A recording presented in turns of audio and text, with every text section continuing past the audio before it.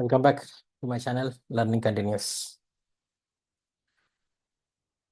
ఎప్పుడైనా మీకు అరే ఏం చేసినా వర్కౌట్ అవ్వట్లేదు, ఏ పని చేసినా వర్కౌట్ అవ్వట్లేదు, అసలు అవుట్పుట్ రావట్లేదు,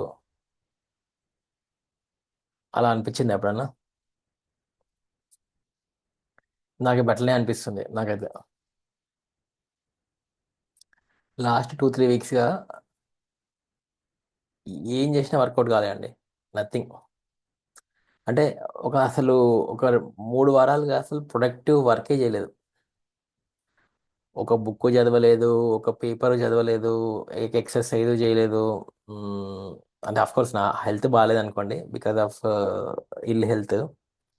బట్ ఇల్ హెల్త్ ఉన్నప్పటికీ ఏదో చేద్దాం అనుకున్నా కానీ ఏది అవ్వలేదు. ఒక ఇంటర్వ్యూ ప్రిపరేషన్ అవ్వట్లేదు, నాకు కావాల్సిన కాల్స్ రావట్లేదు.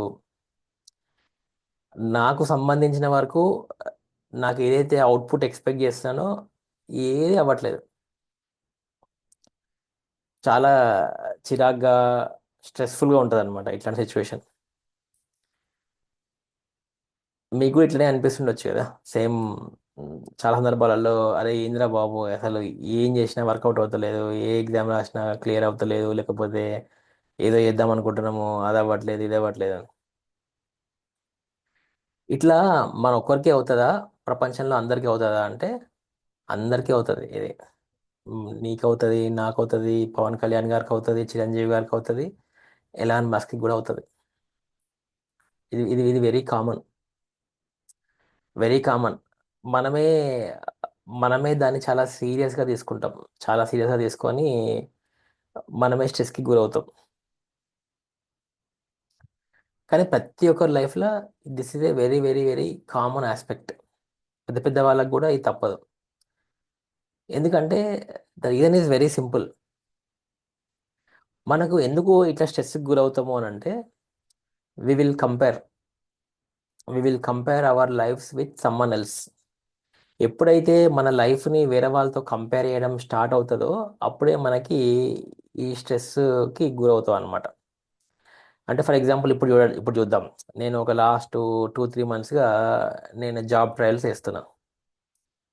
నాకు ఒక్క కాల్ కూడా రావట్లేదు. ఒక్క కాల్ రావట్లేదు. మార్కెట్ అంతా డౌన్ ఉంది, ఇంటర్వ్యూస్ అవ్వట్లేదు. ఇప్పుడు ఈ సమయంలో నాకేం ఆలోచిస్తాం? అరే నీ అమ్మ, 3-4 నెలల నుంచి అసలు నేను ఏం పని చేయట్లేదు, జీతం రావట్లేదు, ఎప్పుడో రావాల్సిన జాబు ఎప్పుడో గ్రూప్ 1 ఎగ్జామ్ అయిపోయింది, ఇంకా ఇప్పటి వరకు ఇంకొక జాబ్ రాలేదు. ఇంత ఇంత నష్టపోతున్నా, అంత నష్టపోతున్నా. వాడేమో అంత సంపాదించిండు, వీడు ఇంత సంపాదిస్తుండు, వాడు ఇల్లు కొంటుండు, వాడు గచ్చిబౌలిలో ఇల్లు కొన్నాడు, వీడు ఇది కొన్నాడు. ఇట్లా మనం ఏం చేస్తాం, ఎంతసేపు వేరే వాళ్ళతో చూసుకోవడం వల్ల మనకి వెనకబడ్డట్టు అనిపిస్తుంది అనమాట. అంతేకోసమే కదా నువ్వు అదే అదే కంపారిజన్ చేసుకోకు. కంపారిజన్ చేసుకోకపోతే నీ లైఫ్ చాలా అద్భుతంగా ఉంటుంది. కానీ అది మనకు సాధ్యపడదు. మనుషులం కదా, మన మెషిన్సా ఇట్లా టక్కుమని ఇట్లా మారిపోవడానికి? We are human beings. మనకి ఎన్నో ఎమోషన్స్ ఉంటాయి. ఎంతో ఎమోషన్స్, స్ట్రెస్, ఫ్యామిలీ రిలేషన్స్, వీటిని అన్నిటినీ బ్యాలెన్స్ చేసుకుంటూ మనం ముందుకెళ్తాం. అంతేగాని ఇట్లా అనుకోగానే అటు అటు అటు అనుకోగానే ఇటు అవడానికి వీల్లేదు, కుదరదు కూడా. మరి ఇట్లాంటి సిచ్యువేషన్ వచ్చినప్పుడు ఏం చేయాలి? What should we do? What should we do అంటే నన్ను అడిగితే ఏం చేయొద్దు. ఇది ఒక ఫేజ్ అంతే. మనలో అందరిలో ఇది ఒక phase. This phase has to pass through. అది అట్లా ఆ ఫేజ్ వెళ్ళాల్సిందే. అది దాన్ని నువ్వు కట్టడి చేసినావు అనుకో, కట్టడి చేస్తే నువ్వు నెక్స్ట్ నెక్స్ట్ ఫేజ్లో నువ్వు సక్సెస్ఫుల్ అవ్వలేవు. ఫర్ ఎగ్జాంపుల్, మీరు చూడండి, ఒక క్రికెట్ ఆడుతున్నప్పుడు ఒక బ్యాట్స్మెన్ చాలా బాల్స్ తినేస్తాడు. మనం అనుకుంటాం ఏందిరా వీడు ఇన్ని బాల్స్ తింటుండు, ప్రతి బాల్ వదిలేస్తుండు, ఇప్పటికి రెండు రెండు ఓవర్లు అయినాయి, 3 ఓవర్లు అయినాయి, ఒక రన్ తీయలేదు, వీడు తింటుండు తింటుండు అని మనం తిట్టుకుంటాం. కానీ వాడు హీస్ ఆ బాల్స్ అన్నిటిని వాడు యాక్చువల్ అనలైజ్ చేస్తున్నాడు. అనలైజ్ చేసి నెక్స్ట్ వచ్చే నెక్స్ట్ కమింగ్ ఓవర్స్లో వాటిని కొట్టడానికి ప్రిపరేషన్ చేస్తున్నాడు. తర్వాత స్కోర్ చేస్తాడు. ఈ బాల్స్ ని తినకపోతే నెక్స్ట్ సక్సెస్ నెక్స్ట్ సక్సెస్ఫుల్ గా కొట్టలేడు. అవునా కదా, ఒప్పుకుంటారా లేదా? అట్లనే చిన్న ఇంకొక ఎగ్జాంపుల్ చెప్తా. మనం ఒక బోర్ వేస్తామండి, గ్రౌండ్ లో వాటర్ కోసం బోర్ వేస్తాం. ఎక్కడనో 900 ఫీట్కో 1200 ఫీట్కో నీళ్లు పడతాయి. మధ్యలో స్టార్టింగ్ నుంచి అక్కడ దాకా మొత్తం రాయి వస్తుంది. రాయి, మట్టి మట్టి మట్టి మట్టి, పొగ, మొత్తం దుమ్ము దుమ్ము దుమ్ము వస్తుంది. ఒక 500 600 ఫీటు ఇదే వస్తుంది. మనము ఇంకా మనము ఆ ఓపిక నశించి, అరే 400 500 ఫీట్ అయిపోయింది, ఇంకా రాయి తప్ప ఇంకేం లేదు, మొత్తం మట్టే వస్తుంది, అంత దుమ్మే వస్తుంది, అంత రాయే ఉంది, సౌండ్ ఎట్లా వస్తుంది కింద నుంచి, అసలు వాటరే లేవు, గర్రని సౌండ్ మనం అనుకుంటాం చాలా సందర్భాలలో. మనం వదిలేసినాం అనుకుందాం. వదిలేస్తే 900 ఫీట్ దగ్గర వాటర్ ఉన్నప్పటికీ మనం రీచ్ అవ్వలేం. అంటే నేను ఏమంటున్నా అంటే, ఆ సిచ్యువేషన్ని మనము పాస్ అవ్వాల్సిందే. అది ఆ టైట్ సిచ్యువేషన్, అది ఏదైతే ఆ స్ట్రెస్ఫుల్ సిచ్యువేషన్ ఉందో, ఆ డిప్రెసింగ్ సిచ్యువేషన్ ఉందో, దానిని మనము యాక్సెప్ట్ చేయాల్సిందే. యాక్సెప్ట్ చేస్తేనే మనకి నెక్స్ట్ నువ్వు ఏదైతే అనుకుంటున్నావో ఆ సక్సెస్ రీచ్ అవుతాం. అయితే ఈ ఈ స- ఈ సం- ఈ స- ఈ ఈ డిప్రెషన్ స్టేజ్లో నువ్వు చేయాల్సిన పని చేయాలి. నా ఉద్దేశము తిని వండుకోవడం అని కాదు. నువ్వు ఏం వర్కౌట్ కాదు, నువ్వు ఏం చేసినా వర్కౌట్ కాదు, అవుట్పుట్ రాదు. అవుట్పుట్ రాదు, బట్ అవుట్పుట్ రాకపోయినా కానీ నువ్వు చేయాల్సింది చేయాల్సిందే. ఫర్ ఎగ్జాంపుల్, నేనున్నా ఇప్పుడు, ఒక్క కాల్ రావట్లేదు, ఒక్క ఇంటర్వ్యూ కాల్ రావట్లేదు. అయినా కానీ నేను ఖాళీ కూర్చోవద్దు. కనబడ్డ నౌకరీలో, మాన్స్టర్లో, దేంట్లో ఉన్నా కానీ దానికి అప్లై చేస్తూనే ఉండాలి. పాత కొలీగ్స్ని, వాళ్ళని వీళ్ళని టచ్ చేస్తూనే ఉండాలి. ఎవడు మనకి అవుట్పుట్ ఇవ్వడు. అందరూ ఓకే సెండ్ యువర్ రెజ్యూమే అంటారు, సెండ్ యువర్ దిస్ అంటారు, కానీ ఎవరు మనకి అవుట్పుట్ రాదు.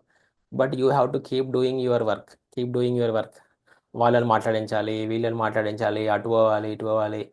మనం అనుకుంటాం అదంతా వేస్ట్ ఎఫర్ట్, ఇంత ఇంత వేస్ట్ ఎఫర్ట్ ఎవడేం చేయట్లేదు, నాకు సొసైటీ సిస్టమ్ ఏం హెల్ప్ చేయట్లేదు, నేచర్ ఏం హెల్ప్ చేయట్లేదు అని మనం అనుకుంటున్నాం, కానీ that is a process. Nature ఏం చేయాలనో, ఎప్పుడు ఏం చేయాలనో అప్పుడు ఇస్తుంది. మనం దానికోసం వెయిట్ చేయాల్సిందే. అంతే కదా.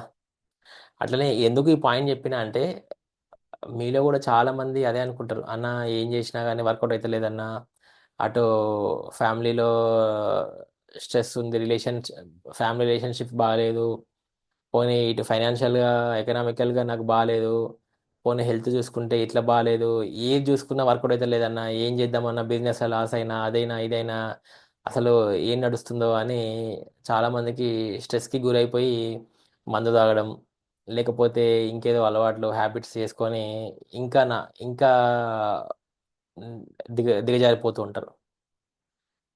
అట్లా చేయొద్దు అంటున్నా. అట్లా అట్లా చేయొద్దు, అవసరం లేదు. ఇట్లాంటి ఫేజ్ అందరికీ తగులుతుంది. ఈవెన్ ఎన్టీ రామారావు గారు కూడా ఒక 2 3 సంవత్సరాలు మేకప్ వేసుకోలేదంట. అంత పెద్ద ఎన్టీ రామారావు గారు కూడా అంత greatest personality, even he had tough times. అంతెందుకు మన చిరంజీవి గారే చూసుకోండి, మన పవన్ కళ్యాణ్ గారే చూసుకోండి, వాళ్ళకు కూడా ఎన్నో సినిమాలు నష్టం వచ్చినాయి. అంటే వాళ్ళు కొన్ని ఇయర్స్ వాళ్ళకి the did not have enough success. వాళ్ళు కూడా కష్టాలు చూశారు, కానీ తర్వాత మళ్ళీ బౌన్స్ అయ్యారు కదా. అంటే పెద్ద పెద్దోళ్ళకే తప్పలేదు, నువ్వు నేను ఎంత చెప్పండి. అట్లా అన్నమాట. సో ఈ పాయింట్ చెప్పాలనిపించింది. సో మీరు కూడా ఎవరన్నా ఇట్లాంటి ఫేజ్లోనే వెళ్తున్నట్టయితే ఏం టెన్షన్ ఏం లేదు. Think about your blessings, count your blessings. మనం మంచిగా నడవగలుగుతున్నాం, మంచిగా చూడగలుగుతున్నాం, వినగలుగుతున్నాం, మాట్లాడగలుగుతున్నాం, మన పనులు మనం చేసుకోగలుగుతున్నాం. ఇది మనకి చిన్నగా అనిపిస్తుంది, కానీ ప్రపంచంలో అందరికీ ఈ అవకాశం లేదు. ఫర్ ఎగ్జాంపుల్, మీరు చాలా మంది చూడండి, ఫర్ డిజేబుల్డ్ పీపుల్ కానీ, ఫిజికల్లీ ఛాలెంజ్డ్ పీపుల్ కానీ, ఫర్ వాట్ ఎవర్ రీజన్స్, అందరూ సాధారణంగా చేయగలుగుతున్నారండి. They have their own challenges, they have their own challenges.